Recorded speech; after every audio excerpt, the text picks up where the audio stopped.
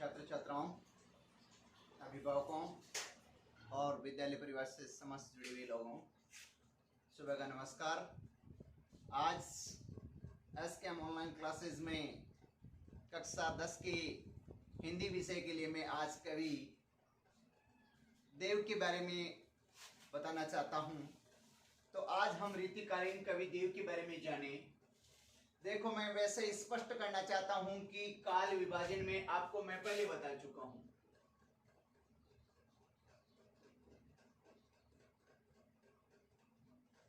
देखो, लगभग 1700 विक्रम संवत से कह सकते हैं रीतिकाल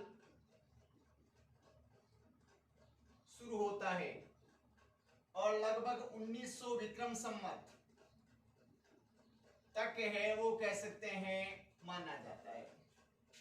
तो वैसे आप इससे भी स्पष्ट देख सकते हैं कि कवि देव रीतिकालीन कवियों में माने जाते हैं।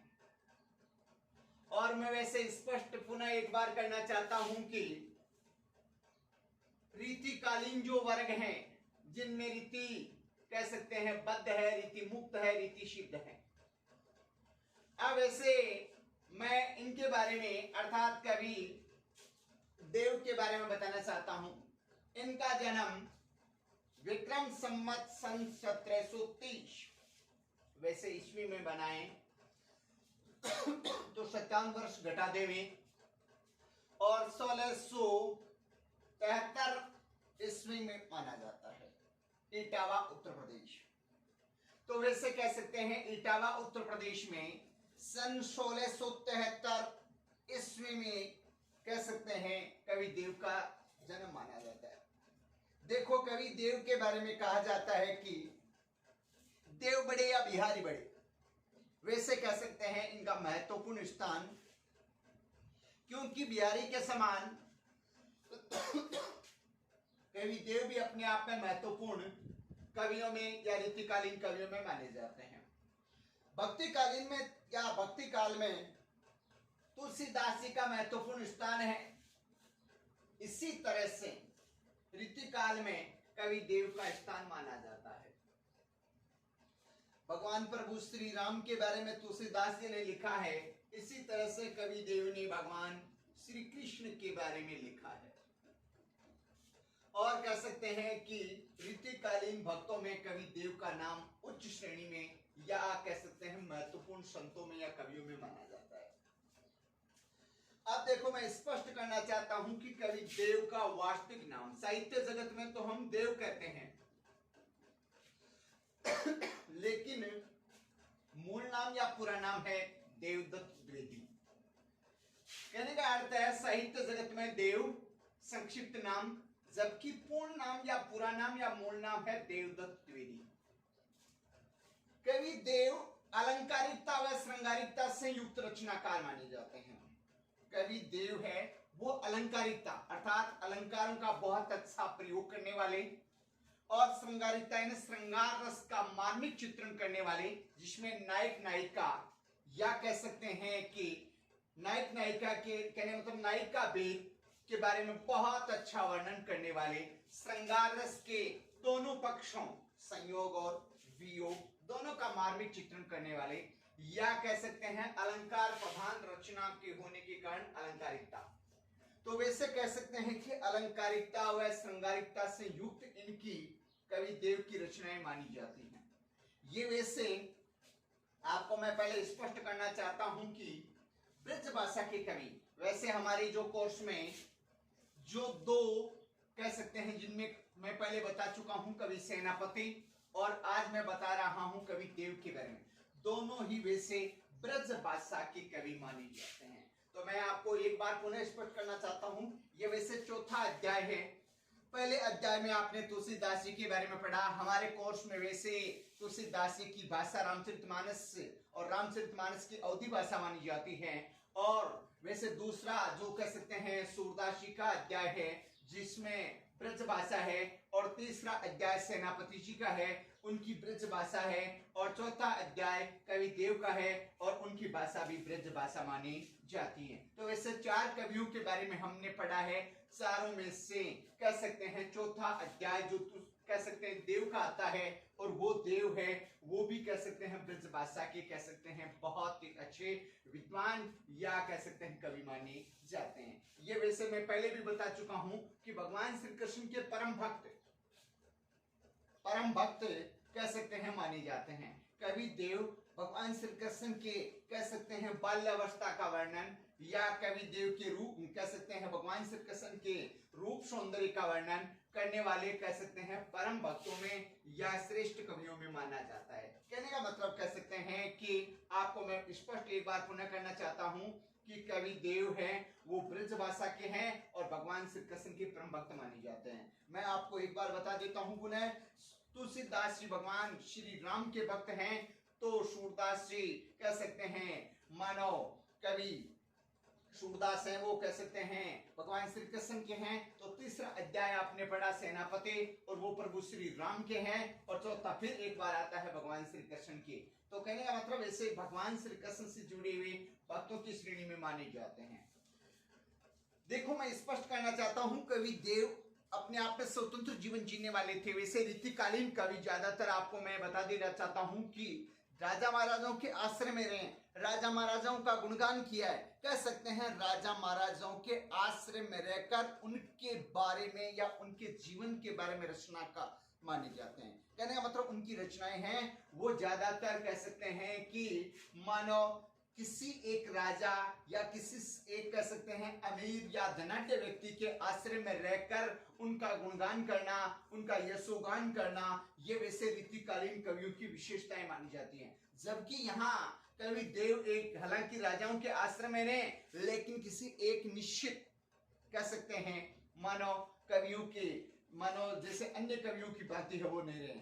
आपको मैं स्पष्ट करना चाहता हूं कि इनका जीवन स्वतंत्र जीवन रहा है। किसी एक राजा विशेष, किसी एक धनाढ्य विशेष के आश्रय में नहीं रहे, कभी किसी के पास तो कभी किसी के पास। जब भी मानो इनके विचारों में किसी तरह से तालमेल नहीं बैठा तो वे अलग कह सकते हैं किसी दूसरे के राज्य में चले जाते थे या कह सकते हैं दूसरे के पास जाकर के मानो उनका जीवन है वो अपना जीवन बिताया करते थे।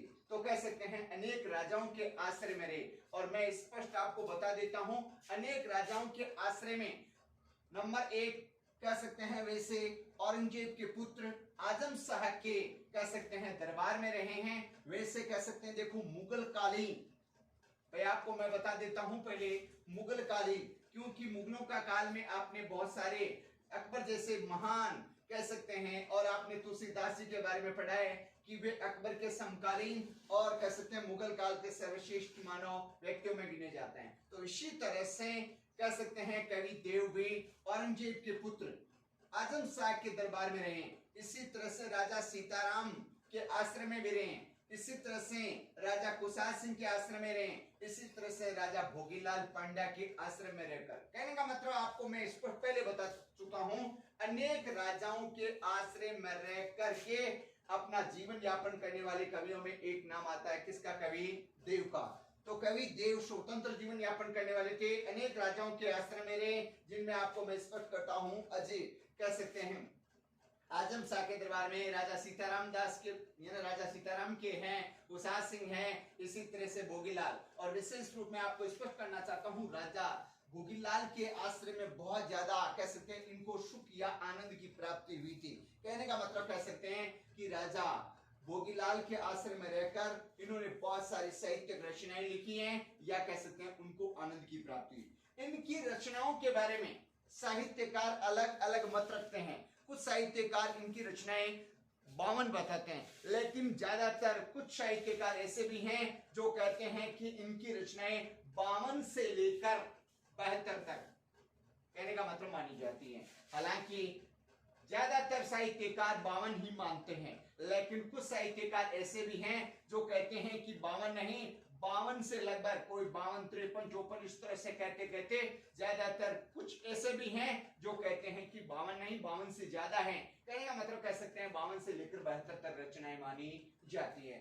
तो कवि देव वैसे मैं आपको स्पष्ट एक बात पुनः बताना चाहता हूं कि कवि देव वैसे ऋतुकालीन कवि हैं, और वैसे मैं आपको स्पष्ट बताना चाहता हूं कि कवि देव हैं वो ऋतुकालीन कवियों में ब्रज भाषा के कवि और भगवान श्री कृष्ण के अनन्य भक्तों में माने जाते हैं।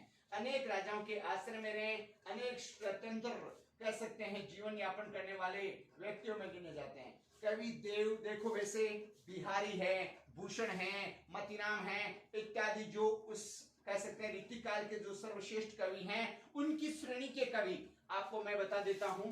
जैसे मान लो भूषण, चिंतामणि,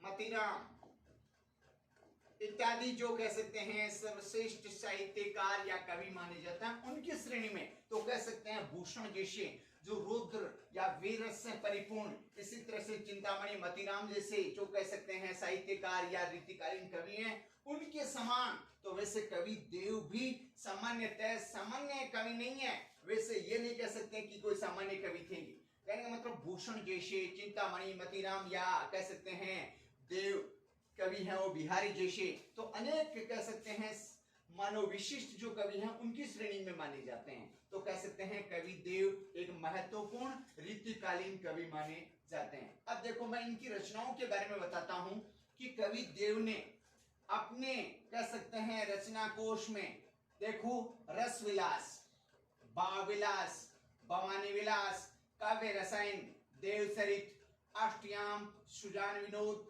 प्रेम तरंग, देवमाया प्रपंच, शिवाष्टक, जाति विलास, शब्द रसायन, वैराग्य शतक, सुख सागर तरंग, राज रत्नाकर इत्यादि ऐसी बहुत सारी जो कह सकते हैं महत्वपूर्ण रचनाओं में भाव विलास, भवानी विलास, कुशल विलास, अष्टयाम, सुजान विनोद या कह सकते हैं ऐसी ऐसी महत्वपूर्ण रचनाएं जिनमें आपको मैं बताता हूं रस विलास, भाव विलास, भवानी विलास, काव्य रसायन, अष्टयाम, देवचरित, सुजान विनोद, ये रचनाएं अति महत्वपूर्ण रचनाएं मानी जाती हैं और अनेक राजाओं के आश्रय में रहकर अनेक राजाओं को सुनाने का काम किया है। कहने का मतलब कह सकते हैं मैं आपको स्पष्ट बता देता हूं कि अनेक राजाओं में रहने के कारण या उनके पास रहने के कारण उन्होंने अनेक राजाओं को अपनी रचनाएं सुना करके उनको कह सकते हैं मानो कह सकते हैं अपने काव्य या काव्य जगत का परिचय देने का काम है वो किया है।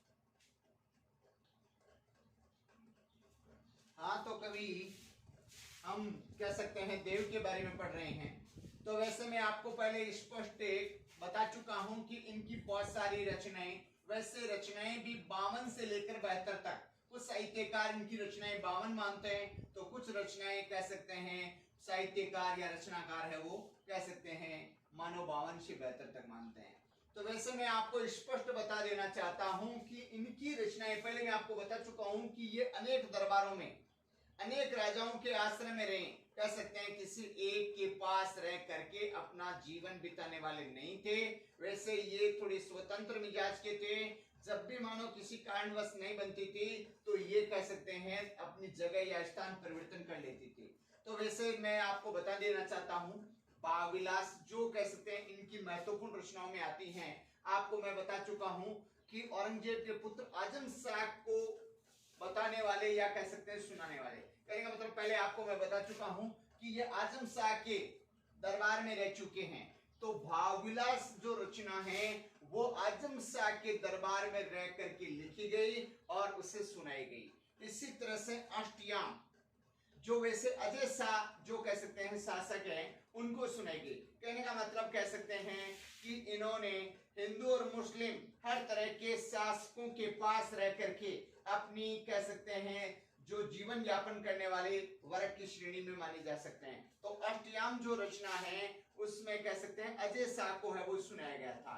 इसी तरह से भवानी विलास जो कह सकते हैं एक व्यापारी या एक कह सकते हैं उस जमाने के उद्योगपति या अमीर या धनाढ्य व्यक्ति जो कह सकते हैं भवानी दत्त वैश्य को है वो सुनाई थी।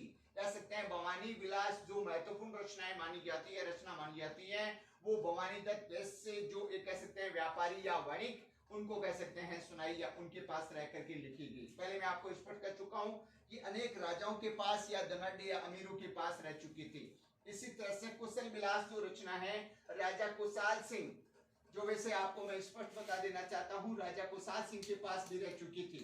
इसीलिए कह सकते हैं कि ये कह सकते हैं कुशल विलास जो रचना है वो कह सकते हैं राजा कुशाल सिंह को है वो सुनाई थी। इसी तरह से प्रेम पथिक जो राजा उद्योग सिंह को कह सकते हैं लिखी थी। कहने का मतलब ऐसे जैसे बिहारी ने अनेक पद लिख करके मानव रचना कह सकते हैं अपने रचनाओं के माध्यम से मानव प्रभावित किया, इसी तरह से प्रेम पथिक जो रचना है वो राजा उद्योग यानी उद्योग सिंह जो रचना कह सकते हैं मानव राजा को है वो लिखी थी। इसी तरह से जाति विलास, जाति विलास के बारे में मैं आपको स्पष्ट बता देना चाहता हूं कि इन्होंने अनेक प्रांतों, क्योंकि वैसे ये घुमक्कड़ प्रवृत्ति के थे, घूमने वाले थे, अनेक राजाओं के पास रहते थे, अनेक रियासतों में कह सकते रह चुके थे, तो अनेक प्रांतों की जो स्त्रियों का कह सकते हैं उनके विचार, उनके कह सकते हैं सौंदर्य या कह सकते हैं, आपको मैं पहले बता चुका हूं कि ये इन्होंने नारी सौंदर्य का अच्छा चित्रण किया है।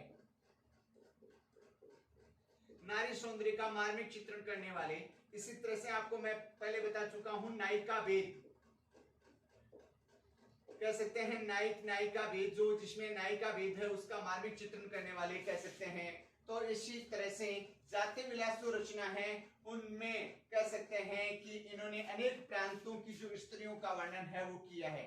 इसी तरह से रस विलास, रस विलास जो रचना है राजा भोगीलाल, आपको मैं पहले बता चुका हूं राजा भोगीलाल पांडे के आश्रय में बहुत ज्यादा आनंद की अनुभूति हुई थी और कह सकते हैं राजा भोगीलाल के पास ही अपना ज्यादातर समय बिताया था और उनके पास रह करके उन्होंने रस विलास नामक रचना है वो लिखी थी।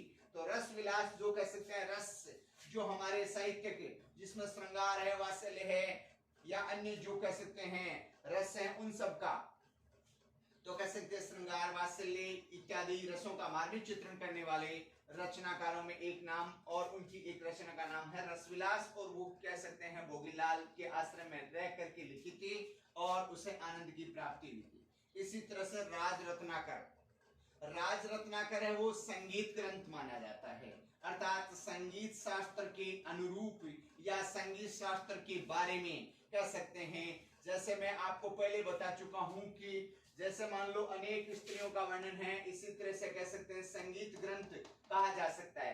राज रत्नाकर एक कह सकते हैं वो साहित्यिक रचना है जिसमें संगीत के बारे में लक्षण ग्रंथ माने जा सकते हैं। वैसे मैं आपको बता चुका हूं श्रृंगारिकता व अलंकारिकता का मार्मिक चित्रण करने वाले काव्यों में नाम आता है देव का, तो वैसे कह सकते हैं संगीत ग्रंथ या संगीत लक्षण ग्रंथ माना जाता है राज रत्नाकर। इसी तरह से देव शतक, वैसे आध्यात्मिक दृष्टि कह सकते हैं अधिक प्लस आत्मदन एक आध्यात्मिक जो प्रवृत्ति है, कहने का मतलब ईश्वरीय प्रवृत्ति, भगवान को मानने वाले कह सकते हैं प्रवृत्ति, कह सकते हैं एक एकांत में रहकर ईश्वर का गुणगान करना और वो प्रवृत्ति आध्यात्मिक प्रवृत्ति है ना, अपनी आत्मा को शुद्धता की ओर ले जाना या कह सकते हैं आत्मा को ईश्वर की तरफ ले जाने का जो कह सकते हैं, और वो कह सकते हैं देव शतक। मैं आपको स्पष्ट कहना चाहता हूं देव शतक जो कह सकते हैं वैसे आध्यात्मिक ग्रंथ माना जाता है और उसमें भगवान श्री कृष्ण के बारे में कह सकते हैं, उनके रस राग रंग इत्यादि के बारे में कह सकते हैं देव शतक ग्रंथ वो माना जाता है। इसी तरह से देव चरित्र भी आपको मैं पहले अभी भी बता चुका हूं कि देव शतक और देव चरित्र दोनों में से कह सकते हैं मानो यहाँ पर सगुण भक्ति की ओर आकर्षित करने वालों में माना जा सकता है। सगुण भक्ति में भगवान श्री कृष्ण के रूप सौंदर्य या उनके कह सकते हैं हाव भाव या कह सकते हैं उनके बारे में पूर्ण तरह से वर्णन करने वाले रचनाओं में माने जा सकते हैं। तो कह सकते हैं भाव विलास, अष्टयाम, भवानी विलास, कुशल विलास, प्रेम पथिक, जाति विलास, रस विलास, राज रत्नाकर, देव शतक, देवचरित्र इत्यादि इत्यादि वैसे कह सकते हैं रचनाएं मानी जाती हैं। मैं आपको एक बार पुनः स्पष्ट करना चाहता हूं कि कवि देव हैं वो रीतिकालीन कवियों में सर्वश्रेष्ठ कवि माने जाते हैं, भूषण, चिंतामणि, मतीराम के समान या उस वर्ग की श्रेणी के कवि माने जा सकते हैं। और वैसे मैं आपको बता देना चाहता हूं कि इन्होंने अनेक राजाओं के पास रहकर अनेक राजाओं के बारे में रचनाएं लिखी हैं या आध्यात्मिक दृष्टि की रचनाएं भी मानी जा सकती है, भगवान श्री कृष्ण से जुड़ी भी मानी जा सकती है, भगवान श्री कृष्ण के प्रेम सौंदर्य के बारे में भी मानी जा सकती है। वैसे कवि देव के बारे में अब मैं स्पष्ट बताना चाहता हूं कि कवि देव का निधन 1824 विक्रम संवत और वैसे ईस्वी में बनाए तो 57 वर्ष घटा देवे तो लगभग कह सकते हैं 1767 ईस्वी में माना जाता है। और कह सकते हैं मैं आपको पहले बता चुका हूं ये रीति काल के जो कह सकते हैं मैं आपको बता चुका हूं 1900 विक्रम संवत जो माना जाता है उसी दौर से माने जाते हैं। तो आपको मैं एक बार पुनः यही बताना चाहता हूं कि कवि देव हैं वो रीतिकालीन कवि हैं और कह सकते हैं जो हमारे कोर्स में रीतिकाल के जो दो कवि हैं कह सकते हैं नंबर 1 जो आपको पहले बता चुका हूं सेनापति हैं और नंबर 2 आते हैं देव। तो मैं आपको एक बार पुनः यही कहूंगा कि ज्यादा से ज्यादा इन रचनाकारों के साहित्यिक परिचय को अच्छी तरह से समझें और उन्हें सीखने का प्रयास करें और ज्यादा से ज्यादा कह सकते हैं बोर्ड परीक्षाओं में या बोर्ड एग्जाम में आप ज्यादा से ज्यादा अंक हासिल करने का प्रयत्न करें। धन्यवाद।